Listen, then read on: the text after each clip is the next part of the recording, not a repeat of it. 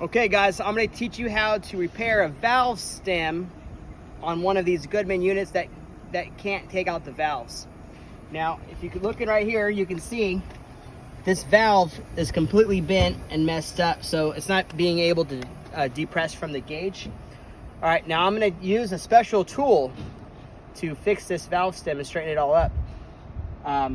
What I use is my thumb, and I stick it in here like this, and I pull the valve back like so.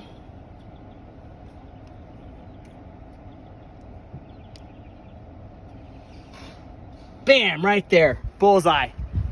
Works every time, 90% of the time, every time.